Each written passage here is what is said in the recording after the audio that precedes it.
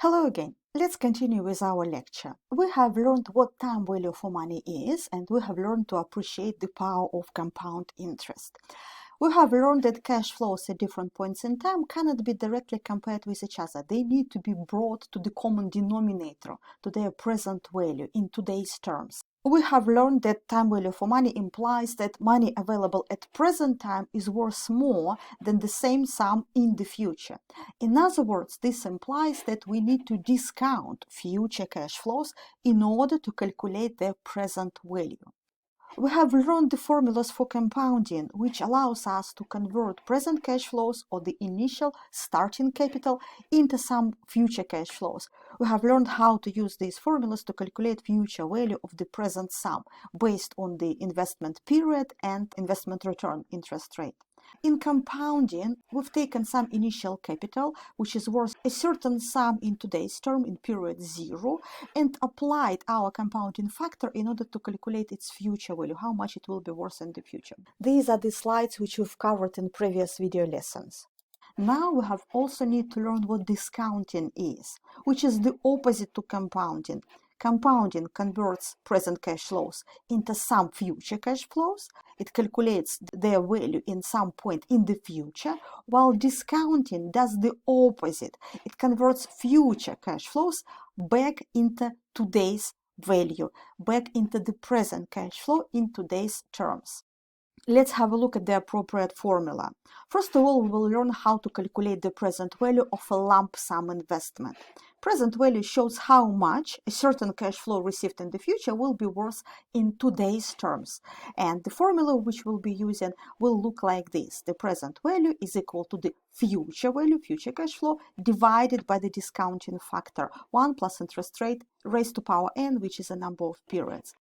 In discounting, we do the opposite to compounding. We take some future value and bring it back to present terms using some discounting factor or the present value factor.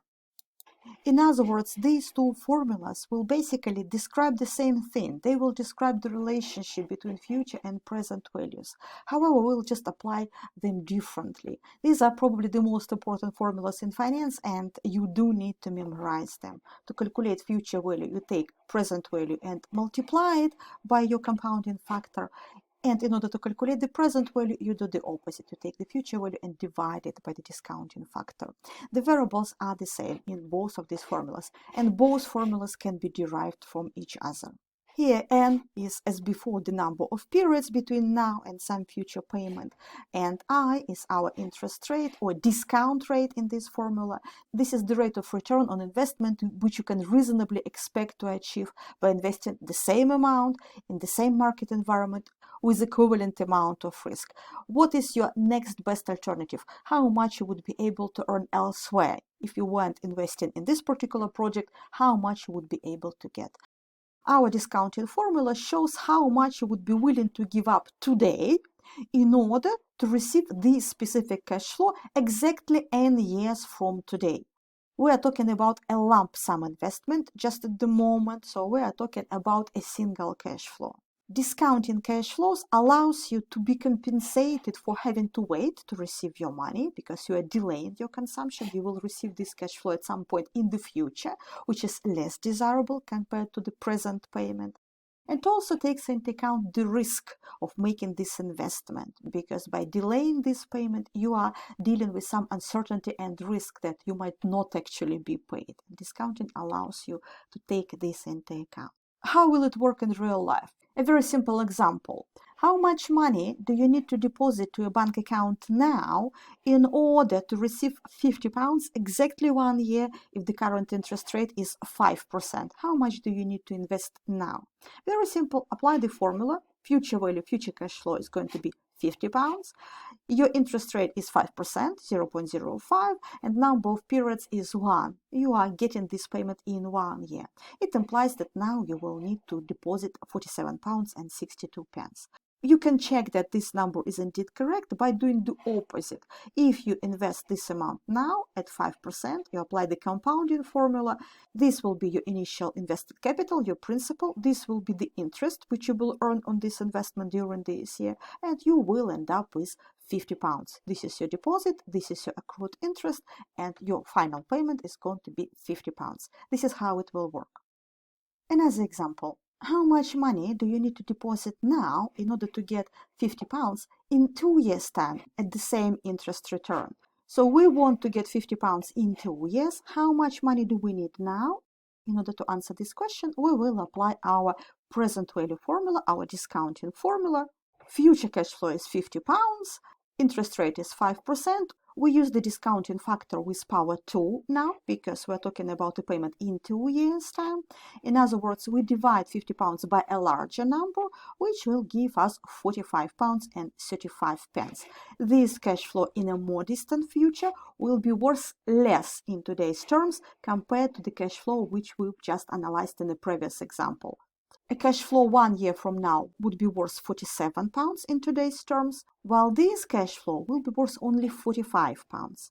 Let's check that this number is indeed correct. Let's do the opposite calculation. If we invest £45 now, this amount, the accrued interest during the first year at 5% is going to be £2.27, which means that the end balance at the end of year 1 is going to be £47.62. In the beginning of the second year, we start with this amount. We will accrue a 5% return on this amount as well, and we will end up with £50. This is exactly what we wanted. So discounting is the opposite process to compounding, and this is the formula which you will need to apply for this. Memorize it. To make your life a little bit easier, you need to be aware that there are financial tables which you can use to simplify your calculations. As with compounding, there are the formulas for the present values as well. Present values of £1 calculated for different time periods and for different interest rates. You might rely on these financial tables to make your calculations easier. So these are your discounting factors. You will simply need to multiply this discounting factor by your cash flow to get the current value in today's terms. Select the appropriate number from a table and multiply it by your cash flow amount. Let's make some interim conclusions from what we've learned about the future and present values. We can only compare cash flows and add up amounts of money only if we are comparing like for like, if they've been expressed at the same point in time. Next, for any interest rate and for any starting capital, the future value of your capital will increase with the number of periods. In other words, the longer you keep the money invested, the higher the ending balance will be. If you are generating, let's say, 10% return per year, the longer this period, the higher the number of years you get this return, apparently the higher your ending capital will be. Timing in the market is critical. And we have also learned that for any number of periods, for any period of time during which we remain invested, the future value of your capital will increase with the interest rate. In other words, the return on your capital plays a very important role too. The higher is the interest rate, the higher is the return on your investment, the higher your end balance will be. And the other way around, the higher the return on investment, the lower any future payment is going to be in today's terms when we discount it.